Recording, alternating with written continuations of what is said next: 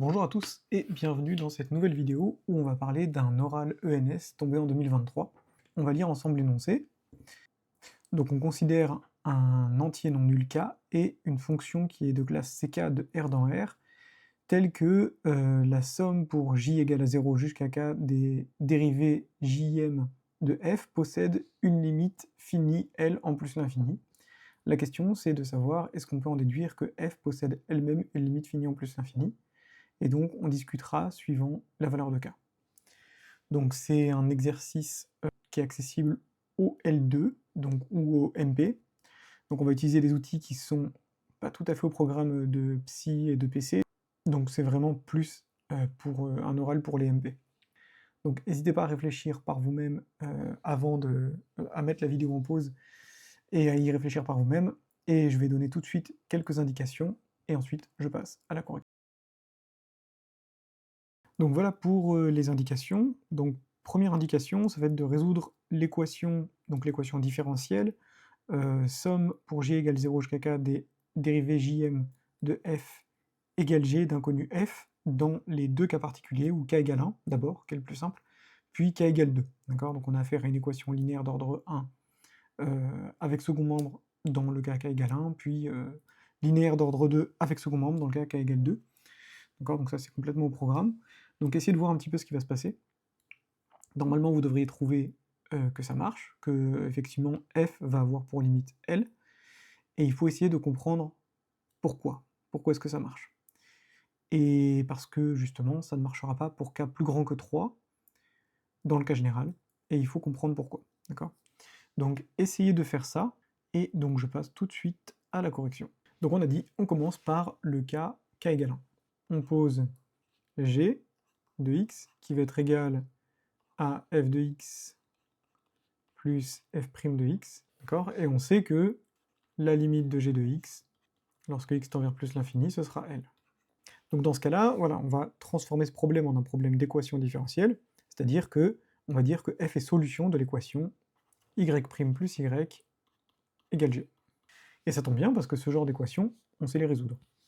Donc on commence par l'équation homogène, les solutions, donc je vais appeler E1 celle-ci, les solutions homogènes de 1 sont les y de x égale lambda exponentielle moins x, donc pour n'importe quel lambda appartenant à R.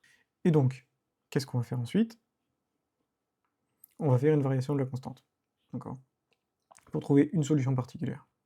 Donc c'est-à-dire qu'on cherche une solution particulière sous la forme y0 de x égale donc lambda de x exponentielle moins x, d'accord? Donc la fonction y0 est solution. Donc là, bon, quand on va traduire le fait qu'elle est solution de cette équation, de l'équation E1, il y a tout qui va partir, sauf justement la partie où on va dériver y', d'accord? Ça c'est de la forme UV quand on va dériver ça. Et donc il va nous rester, donc si et seulement si, je vais écrire lambda de x exponentielle moins x est égal à g de x. Et donc ça revient à dire que lambda de x égale g de x exponentielle x. Donc forcément, puisque la fonction g, elle est à peu près quelconque, on ne sait pas trop quelle tête elle a, hein, c'est juste qu'elle tend vers L en plus l'infini, donc elle peut être à peu près n'importe quoi. Donc on va certainement pas essayer de trouver une primitive de ce truc-là. En fait, on va pas essayer d'en calculer une explicitement, mais on va tout simplement utiliser le théorème fondamental de l'analyse pour dire que on choisit, d'accord, on a le choix, hein, on cherche une solution particulière, donc on va prendre la primitive nulle en 0 de cette fonction, donc on va prendre lambda de x, qui va être égal à l'intégrale entre 0 et x de g de t exponentielle t dt. Donc toutes les solutions de 1, en particulier f en est une, donc f est de la forme f de x va être égal donc à lambda exponentielle moins x plus la solution particulière, donc pour un certain lambda réel. Et alors maintenant, qu'est-ce qu'on va regarder? Donc on va dire que on peut factoriser, hein, donc ça va nous donner cette expression. Donc là, ce qu'on va dire, c'est que or g de x, dire que sa limite en plus l'infini, c'est L, c'est exactement dire qu'elle s'écrit L plus un petit o de 1. Évidemment, le petit o, il est en plus l'infini, d'accord?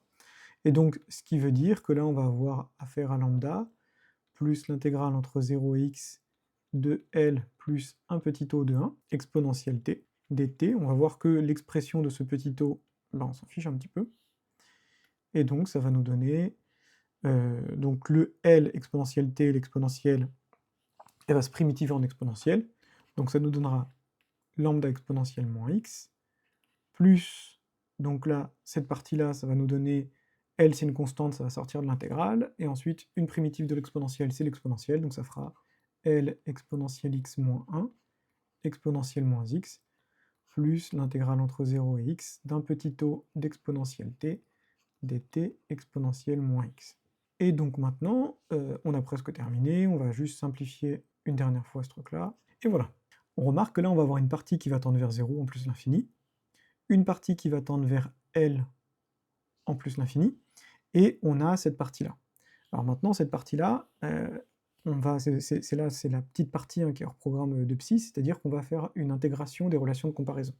Donc ce qu'on peut dire, c'est que donc t associé exponentielle t est positive et son intégrale diverge en plus l'infini, et donc ça signifie, donc ça c'est l'intégration des relations de comparaison, que l'intégrale entre 0 et x d'un petit o d'exponentielle t, dt, et ben on va pouvoir échanger le petit o avec l'intégrale, donc ça fera un petit o lorsque x tend vers plus l'infini, de l'intégrale entre 0 et x de exponentielle t dt. D'accord? Ce qui fait en fait, ça, on aura de l'exponentielle x moins 1, donc le moins 1, il va disparaître grâce à la divergence d'exponentielle x, donc ça fera un petit o d'exponentielle x. Et donc là on a gagné, parce que on peut reprendre notre calcul, donc f de x, ça va s'écrire lambda exponentielle moins x, plus L moins L exponentielle moins x, et donc plus un petit o d'exponentielle x fois exponentielle moins x, donc un petit o de 1. D'accord? Mais sauf que ça, on a dit c'est un petit o de 1, ça c'est aussi un petit o de 1, donc en fait c'est égal à L plus un petit o de 1. Et donc là on a gagné parce que ça revient à dire que la limite de f de x en plus l'infini, c'est exactement L. On peut passer maintenant au cas k égale 2. Voilà, donc pour le cas k égale 2, on va refaire exactement la même chose. Donc on va poser g qui va être égal à f de x plus f' de x plus f seconde de x, et on sait que cette limite, ça vaut L en plus l'infini. On sait que f est solution de cette équation, et on va la résoudre, encore une fois, en résolvant l'équation homogène et en trouvant une solution particulière par la variation de la constante. Donc on résout l'équation homogène, en résolvant donc l'équation, je crois que c'est l'équation caractéristique, elle s'appelle, l'équation donc r carré plus r plus 1 égale 0. Bon ça on reconnaît directement, ça c'est les racines de l'unité, donc qui a pour solution, on va les noter, donc j et j2, j c'est exponentielle 2i sur 3, et j carré, qui est en fait son conjugué, qui est égal à j bar, qui est égal à exponentielle moins 2i sur 3. Et ce qu'on va faire, c'est que, est-ce qu'on est obligé de repasser dans les fonctions réelles? Donc les solutions de l'équation homogène, on va les noter, on va dire les solutions de R dans C de l'équation homogène, écrivent donc sous la forme y de x égale, donc ce sera un certain lambda exponentielle jx plus mu exponentielle j carré x avec lambda mu appartenant à C. On va dire qu'en fait les solutions réelles, ça va être des cas particuliers de solutions complexes, d'accord? Donc en choisissant bien lambda et mu, on va avoir des solutions qui vont être de R dans R, mais vous allez voir que ça n'a pas trop d'importance, donc on va pas s'en occuper. Voilà. Et donc maintenant, ce qu'on va faire, c'est que on pose y0 de x, qui va être de la forme lambda de x exponentielle jx, plus mu de x exponentielle j carré x, une solution particulière. Enfin, ce serait plus correct de dire on cherche une solution particulière sous la forme blablabla. Et donc on n'oublie pas avec les contraintes, hein, donc avec c'est lambda prime de x exponentielle jx plus mu prime de x exponentielle j carré x égale 0. Et je me rappelle plus vraiment en fait hein, quel est le système qu'on obtient à la fin. Donc on va refaire les calculs. Hein. On a alors, je vais skipper la partie où je fais les calculs, comme ça je vous laisserai les calculs si vous voulez les lire. Mais comme ça je serai sûr de moi. Voilà, donc après avoir simplifié les calculs, en fait il nous reste ce système, donc d'inconnu lambda prime et mu prime, et il ne nous reste plus qu'à le résoudre. Donc pour le faire, on peut tout simplement faire L1 qui va recevoir L1 moins j carré L2, ça a l'air pas mal. Donc ça va nous donner j moins j carré, donc lambda prime de x exponentielle jx égale g de x. Et ce qui va nous donner, donc j moins j', ça fera 2 fois la partie imaginaire, et ça nous donnera donc i racine de 3. Donc on a lambda prime de x qui va être égal à 1 sur i racine de 3. Donc on peut écrire directement, si on veut, moins i sur racine de 3, exponentielle moins gx, g de x. Et ensuite, si on veut obtenir mu, on va utiliser L2, donc en réinjectant dans L2, ça va nous donner, donc là on multiplie par ça, voilà, donc mu prime de x, qui va être égal, cette fois-ci à i sur racine de 3, je vais écrire dans ce sens-là, exponentielle j, exponentielle x, exponentielle j carré x. Ok, très bien. Et maintenant on peut conclure sur la forme générale des solutions, donc pour f. Donc il existe lambda mu des complexes, hein, on a dit, tel que, donc pour tout x appartenant à R, f de x égale, donc ça va être, on a dit, lambda exponentielle jx plus mu exponentielle j carré x, et donc, voilà, donc là on peut réexprimer sous forme d'intégrale, donc l'intégrale entre 0 et x, on va prendre la primitive nulle en 0 à chaque fois, de moins i sur racine de 3 exponentielle, je vais écrire g d'abord, g de x exponentielle moins jx, on n'est pas bon au niveau des variables, on va les appeler t, moins jt dt, exponentielle jx, ça c'est à l'extérieur de l'intégrale, et donc plus l'intégrale entre 0 et x, i sur racine de 3, g de t exponentielle moins j carré t, dt exponentielle j carré x. Et voilà. Donc on peut simplifier très légèrement, on va dire que ça fait lambda exponentielle jx. Donc voilà, on a une forme finale, mais bon, on va voir, nous, ce qui nous intéresse de toute façon, c'est sa limite, donc que la forme soit pas terrible, on s'en fiche un petit peu. Donc en fait, on va voir un petit peu ce qui se passe. On voit que, en fait, ce qui va nous intéresser, c'est donc la limite. Donc déjà, si on regarde exponentielle jx, lorsque x tend vers plus l'infini, donc ça, qu'est-ce qui va se passer? En fait, on va passer sous forme partie réelle et partie imaginaire. Donc exponentielle jx, ça va s'écrire sous la forme exponentielle moins x sur 2, d'accord? Parce que la partie réelle, donc je vais faire un petit cercle trigo, ce sera plus simple aussi. Voilà, donc sur le cercle trigo, hein, effectivement, on va avoir j qui va se trouver là, et j carré qui va se trouver là, d'accord? Donc ça nous aide à nous rappeler hein, des sinus, cosinus, etc. Donc la partie réelle, ça fait moins 1/2, et la partie imaginaire, ça fera... donc là, on aura du i racine de 3 sur 2, voilà, et ici, moins i racine de 3 sur 2. Donc ici, par exemple, ça fera i racine de 3 sur 2, d'accord? Mais nous, ce qui va nous intéresser, c'est la limite en plus l'infini, donc on peut passer au module. Donc le module d'exponentielle de jx, là, il est plus simple, ça fera juste exponentielle moins x sur 2. Et ça, on voit bien que ça tend vers 0 lorsque x tend vers plus l'infini. De la même façon, hein, on aura exponentielle de j carré x, ben, comme il a la même partie réelle, ça fera la même chose. Lorsque x tend vers plus l'infini, ça va tendre vers 0.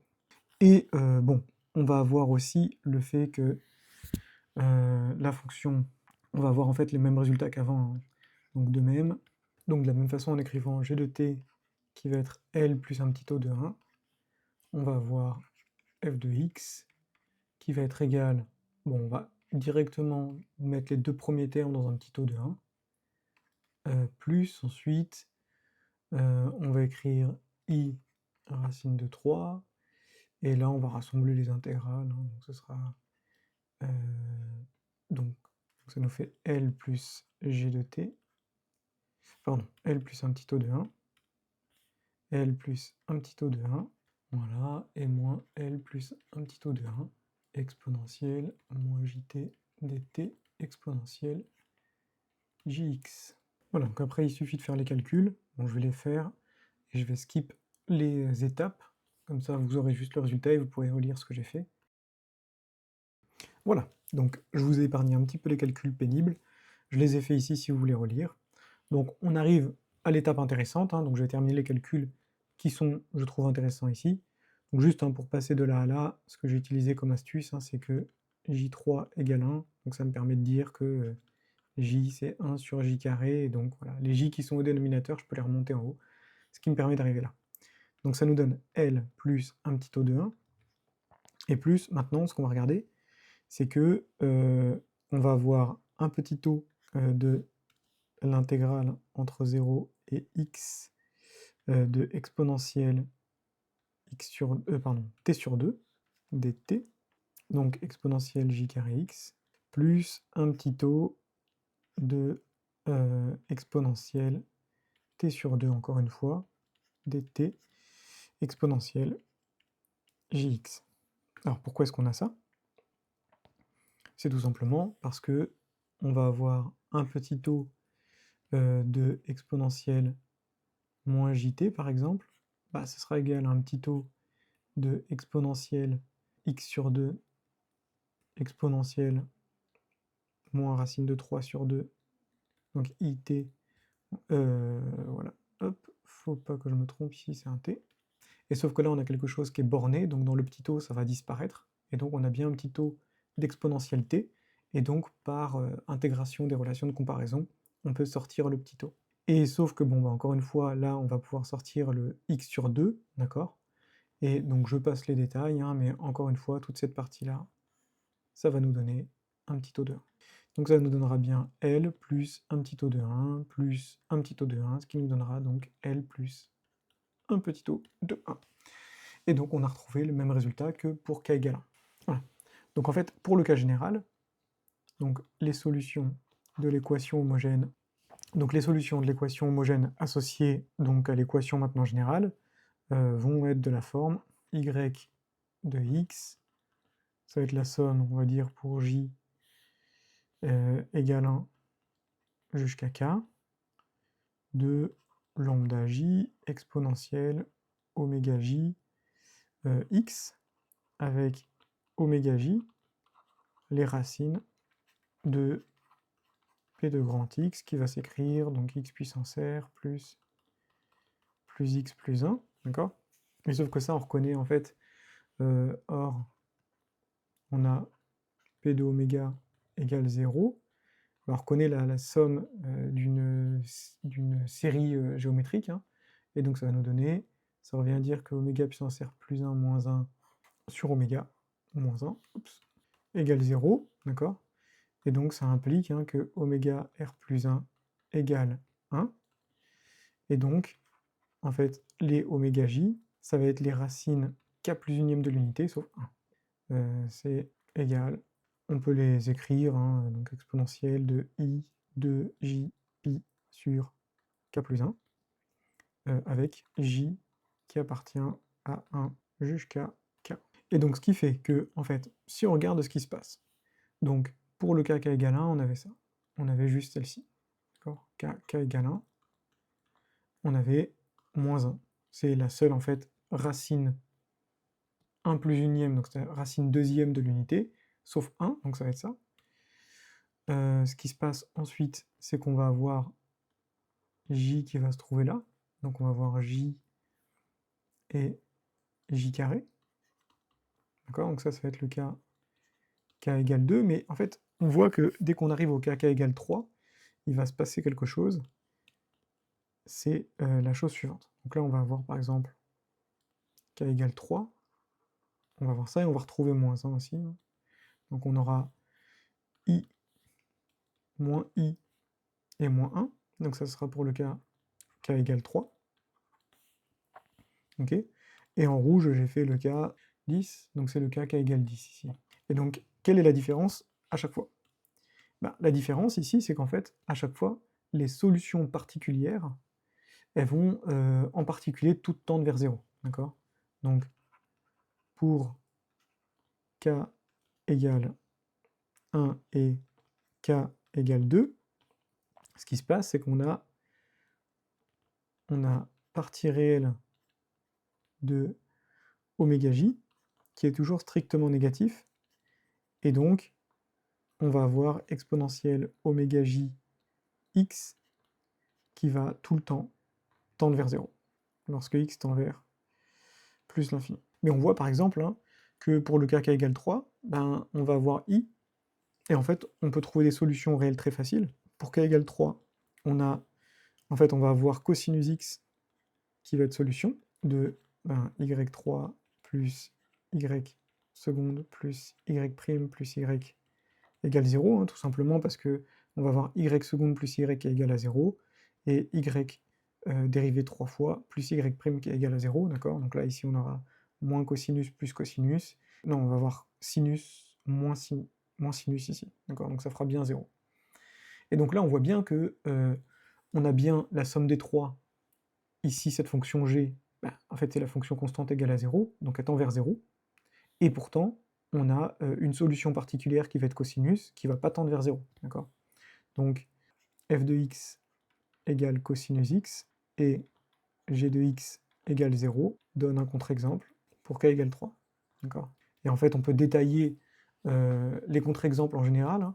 En fait, ce qu'on voit, ce qui pose problème, c'est quand la partie réelle va être positive ou nulle, d'accord? Donc en fait, dès qu'elle va passer dans ce demi-cercle, c'est là qu'on va avoir des problèmes, c'est là qu'on pourra plus, qu'on aura des solutions de l'équation homogène hein, qui vont pas converger, d'accord?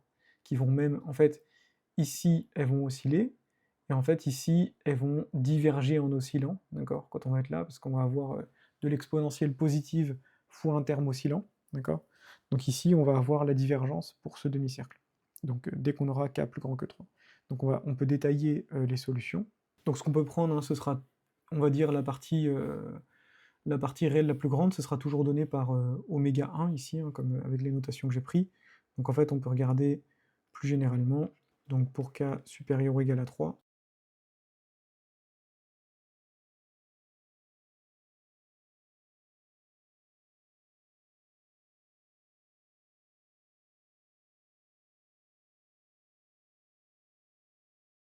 voilà, donc j'espère que cette vidéo vous a plu. Elle est assez sympa parce que je trouve qu'elle montre bien, elle illustre bien en fait un bon réflexe qu'on peut avoir sur les exercices de NS, qui sont des exercices assez difficiles en général. Et là, l'énoncé nous guide en fait dans le bon réflexe qu'on peut avoir, c'est-à-dire de regarder des cas particuliers. Donc la plupart du temps, en fait, ça peut être un bon réflexe, hein, c'est d'ailleurs recommandé par les rapports de jury, de commencer notre exercice en regardant des cas particuliers. Donc si par exemple on est en dimension n, regardez ce qui se passe en dimension 1, dimension 2, ce genre de choses. Si on regarde un problème d'arithmétique, on peut regarder par exemple ce qui se passe quand on prend un nombre premier, une puissance d'un nombre premier. Donc voilà, on fait baisser la dimension, on fait baisser les paramètres, on regarde des cas particuliers.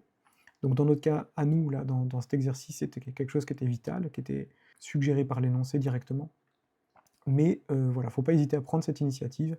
Quand on a des problèmes difficiles, ça nous permet de dire quelque chose, hein. Des fois, traiter le cas général, c'est beaucoup trop difficile, donc ça nous permet d'engager la discussion avec le jury, et donc ça nous permet d'amorcer et parfois en fait de comprendre toute la subtilité du problème, toute la complexité du problème à travers des cas particuliers.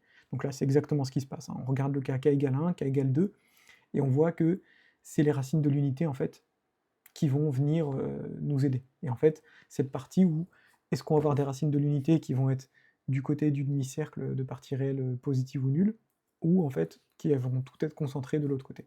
D'accord? Donc c'est vraiment cette différence qui est mise en lumière en regardant, je trouve, le cas k égale 2, puis en regardant, en essayant de tâtonner dans le cas général. D'accord? Donc quand on voit que les racines de l'unité interviennent, on essaie de se poser la question, qu'est-ce qui dans les racines précédentes nous a permis de conclure? D'accord? Donc voilà, j'espère que cet énoncé vous a plu. J'étais assez, inactif pendant les derniers mois, mais j'ai plein de super petites idées, de petits exercices, de NS, d'exercices de Polytechnique, d'exercices de mine-pont, de centrale, il y en a qui vont arriver dans pas longtemps. Donc voilà, n'hésitez pas à me dire s'il y a des thèmes en particulier qui vous plaisent, hein, j'en ai plein sous la main, donc si vous avez des thèmes particuliers, des chapitres que vous voulez voir en priorité, s'il y a des thèmes qui vous ont plu, que vous voulez voir revenir, donc n'hésitez pas. Voilà, donc je vais donner, il y a quelques énoncés qui vont être spécifiques au MP, j'ai un énoncé aussi en tête qui est spécifique au psy, qui est pas accessible vraiment au MP, mais qui est accessible au psy. Et voilà, donc si vous êtes intéressé par certaines banques de concours, par certains chapitres, n'hésitez pas à mettre en commentaire hein, ce que vous voulez voir plus. Si ça me plaît aussi, je le ferai. Voilà. Donc à bientôt pour une nouvelle vidéo.